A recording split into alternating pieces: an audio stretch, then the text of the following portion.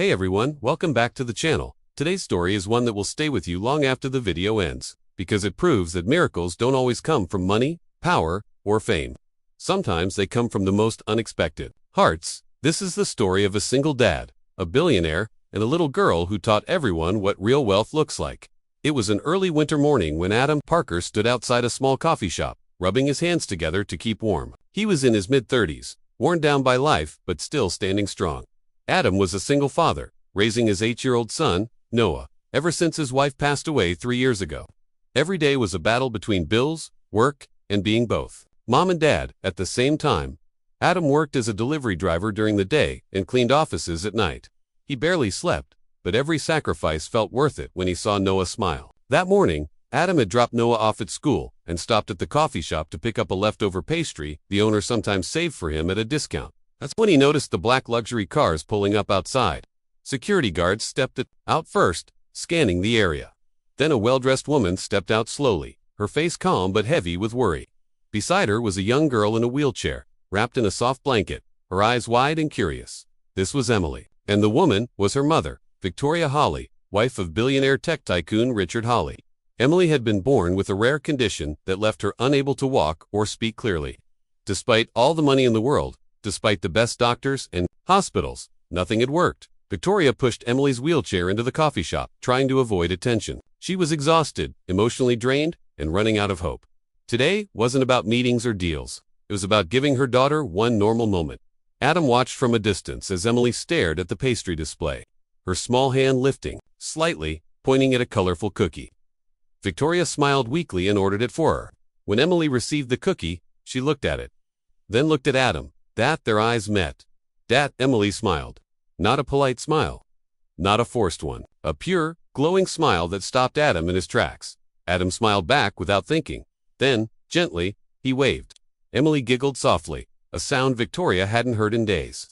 She turned, surprised, and noticed Adam standing there, holding a paper bag. "Thank you," Victoria said quietly, unsure why she felt the need to say it. Adam nodded. "She's got a beautiful smile," he said. Victoria's eyes filled slightly, but she quickly looked away. Compliments always hurt more than they helped. As they were about to leave, Emily dropped her cookie on the floor. It cracked in half. Emily's face fell. Her lips trembled. Victoria froze, already bracing herself for the meltdown. Before she could react, Adam knelt down, picked up the cookie, and said softly, "Hey, you know what?" Emily looked at him. "Broken cookies are the best," Adam continued. "'Cause now you've got to." He reached into his bag and pulled out the pastry he'd bought. Carefully, he placed it on a napkin and handed it to Emily. Victoria gasped. "You don't have to?" Adam shook his head. "It's okay. I already had breakfast." So that wasn't true. But Emily's smile made the lie feel like the truth. From that moment, something shifted. Victoria felt it. Emily felt it. And Adam felt like maybe, just maybe, he mattered again.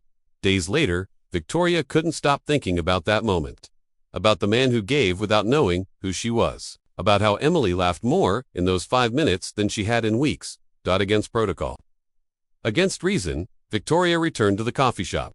She waited. Adam showed up at the same time. Same worn jacket. Same tired eyes. This time, Victoria introduced herself. Adam's eyes widened when he realized who she was, but she quickly stopped him. "Please," she said, "just be Adam." They talked. About life, about loss, about children. Emily listened, watching Adam carefully. She reached out and touched his hand. Adam didn't pull away. Over the next few weeks, Victoria invited Adam and Noah to spend time with Emily. Not as charity, not as an experiment, but because Emily responded to them in ways no therapist ever could. Adam noticed something strange. When he played silly games with Emily, when he talked to her slowly, patiently, she tried harder. She moved her hands more. She made clearer sounds. Adam had no medical training, but he had something else. Experience, patience, love, shaped by hardship. One afternoon, while Adam was helping Emily stack colorful blocks, he did something no one else had tried. "Emily," he said gently, "I know it's hard, but you don't have to be perfect. Just try."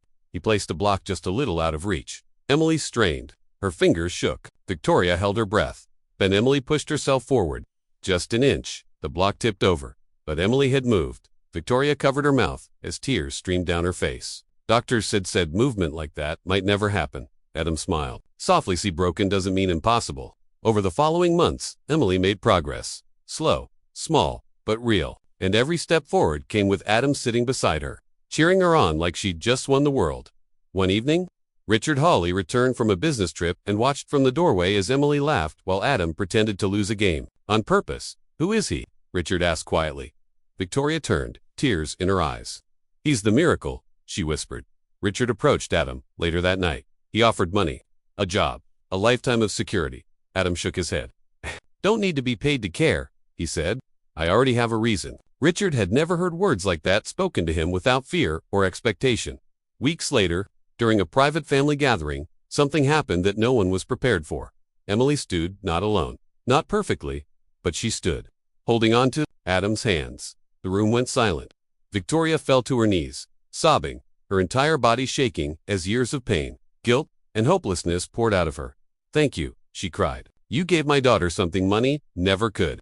Adam's eyes filled. She gave it to herself. He said, "I just believed she could."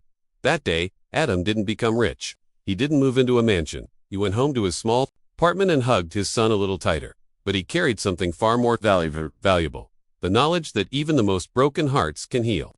When someone chooses to care, if this story touched you, don't forget to like, subscribe, and share it with someone who needs hope today, because miracles are real. And sometimes, they look just like an ordinary single dad.